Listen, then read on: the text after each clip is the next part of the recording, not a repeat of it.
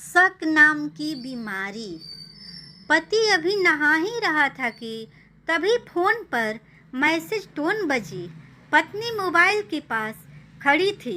उसका ध्यान फोन की तरफ गया। उसने सहज ही फोन उठाकर मैसेज पढ़ा। हाय, गुड मॉर्निंग डियर। किसी बेबी का मैसेज था। पत्नी सोच में पड़ जाती है कि अब यह बेबी कौन है। तब तक पति भी नहाकर बाहर आ चुका है। पत्नी उसे किसी बेबी का मैसेज आया है बताती है। पति मुस्कुरा देता है, फ़ोन उठाकर उस मैसेज का रिप्लाई करता है, hi baby, how are you, और अपने काम में लग जाता है। इस रिप्लाई को भी पढ़ती है। अब हर पल पत्नी के दिमाग में यही विचार कौंधता रहता है कि यह बेबी कौन है। शाम को पति घर आता है। पत्नी उससे पूछती है, यह बेबी कौन है। पति जवाब में सिर्फ मुस्कुरा देता है और फिर से अपने काम में लग जाता है। 3-4 दिन बीत जाते हैं।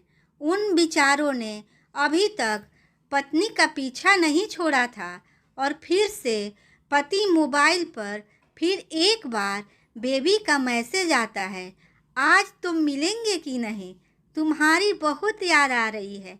इस मैसेज ने आग में घी का काम किया। पत्नी का शक और भी ज़्यादा पक्का हो गया। बीच में ऐसे मैसेज का आदान प्रदान होता रहता और पत्नी के मन में शक की जड़ें और गहरी होती गई। पति पूछने पर भी जवाब में सिर्फ मुस्कुरा के और कुछ नहीं कहता।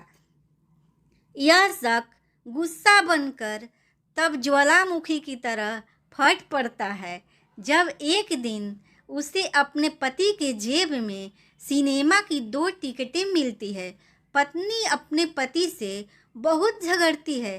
पति उसे समझाने की कोशिश करता है, लेकिन वह कोई भी बात सुनने को तैयार नहीं है। पति को भी उस पर गुस्सा आ जाता है और झगड़ा और भी ज़्यादा बढ़ जाता है। गुस्से में पति घर से बाहर निकल जाता है। पत्नी का गुस्सा पति से कई गुना ज़्यादा है। तुरंत वो अपना सारा सामान पैक करती है और एक चिट्ठी लिखती है कि मैं मायके जा रही हूँ हमेशा के लिए, और पति का घर छोड़कर चली जाती है। गुस्सा शांत होने पर जब पति घर आता है तो चिट्ठी पढ़कर उसके होश उड़ जाते हैं। 12 दिन बीत जाते हैं और गांव के उस घर पर डोर बेल बजती है जहां पत्नी रहने चली गई है। पत्नी दरवाज़ा खोलती है। दरवाजे पर 10 साल की एक छोटी बच्ची हाथों में चिट्ठी लिए खड़ी है। वह पत्नी को चिट्ठी देती है।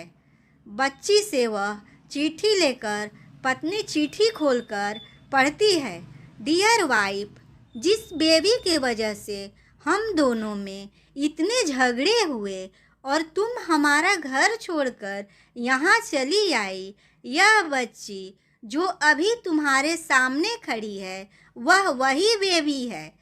अनाथ आश्रम में एक प्यारी बच्ची, इसी के साथ में मैं बातें करता था, सिनेमा जाता था। पहली बार जब तुमने बेबी के बारे में पूछा था तो मैंने जानबूझकर तुम्हें मत बताया नहीं था। सोचा था थोड़ा मजाक करता हूँ, देखता हूँ तुम कैसे रिएक्ट करती हो। लेकिन मैंने यह कभी नहीं सोचा था कि तुम्हारा शक इतना बढ़ जाएगा कि तुम घर छोड़ दोगी। हाँ, सबसे ज़रूरी बात यह तो बेबी है, वह किसी और की नहीं बल्कि तुम्हारी ही बेटी है। रुको, अपने आप को संभालो और आगे की बात ध्यान से पढ़ो। हमारे शादी के 3 साल पहले ही यह बात है। तुम अपने कॉलेज में लास्ट ईयर में थी। तुम्हारे प्रोफेशन में नोट्स लेने के बहाने तुम्हें बुलाया था और तुम्हें चाय में इन नशीली दवा खिलाकर ना करने वाला काम भी किया था, जिससे तुम्हारी कोई गलती नहीं थी। लेकिन कुदरत ने अपना काम किया और तुम्हारे पेट में इस बेबी को डाल दिया। काफ़ी प्रयास करने पर भी अबॉर्शन नहीं हुआ तो तुम्हारे घर वालों ने समाज के डर से तुम्हें 8 महीने तक घर में ही रखा। तुम्हारे पिताजी खुद एक डॉक्टर हैं, इसलिए यह बिन मांगा बच्चा बड़ी आसानी से बिना किसी को कानों कान खबर हुए इस दुनिया में आया। भविष्य में तुम्हारी शादीशुदा जिंदगी में कोई प्रॉब्लम ना हो, इसलिए तुम्हारे पिता ने इस बच्चे को गांव के एक अनाथ आश्रम में छोड़ दिया। यह बच्चा मतलब यही बेबी जो अभी तुम्हारे सामने खड़ी है। अगर अभी भी विश्वास नहीं हो रहा है तो इस बच्ची के गाल का वो तिल देख लो जो शायद तुमने उसे आखिरी बार रोते हुए देखा होगा, या फिर अपने पिताजी से पूछ लो। पत्नी जल्दी से उस बच्ची के पास में लेकर उसके गालों का तिल देखती है, उसका मन भर आता है, उसकी आंखों में आंसू आ जाते हैं, लेकिन अभी भी चिट्ठी है बाकी है, इसलिए वह आगे पढ़ती है। मुझे पता है कि अभी तुम्हारे मन में यह सवाल उठ रहा होगा कि यह सब मुझे कैसे पता। तुम्हें बता दूं कि यह सब तुम्हारे खुद के पिता ने ही अपने मन में उठ रहे पश्चाताप को शांत करने के लिए शादी के 1 महीने पहले मुझे मिलकर सारी बात मुझे बताई थी।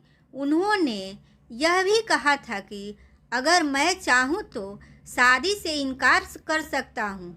मैंने तो स्वीकार किया, क्योंकि इस पूरी घटना में तुम्हारी कोई भी गलती नहीं थी और हमारी शादी हो गई। तुमने मुझे बहुत प्यार दिया, लेकिन तुम्हारे पिता से बेबी के बारे में जानने के बाद मैं उसे मिले बिना नहीं रह पाया। मैं बीच बीच में उसे मिलता था।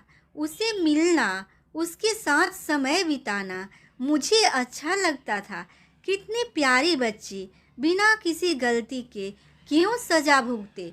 बस इसलिए मैं उसे थोड़ी सी खुशी देने की कोशिश करता था। बस मुझे इतना ही कहना था। अब अगर तुम फिर से अपने घर पर आकर मेरे साथ रहना चाहो तब और सिर्फ तभी गैलरी में आ जाओ। तुम्हारा और सिर्फ तुम्हारा डियर पति। बिना एक क्षण भी देरी के पत्नी दौड़कर गैलरी में पहुंची और रास्ते पर उसका पति एल खड़ा था। उसके चेहरे पर मुस्कान की, पत्नी की आंखों में आंसू के पूरे कारण कुछ भी हो, अपने दोनों को बीच में कभी भी सबको थोड़ी सी जगह मत दो, क्योंकि दुनिया में हर बीमारी का इलाज है, लेकिन शक नाम की बीमारी का कोई इलाज नहीं है। मन शांत रखो, जो मन में आए एक दूसरे को बताओ। ये कहानी कैसी लगी प्लीज़ कमेंट में ज़रूर बताइएगा और चैनल को सब्सक्राइब भी कर दें।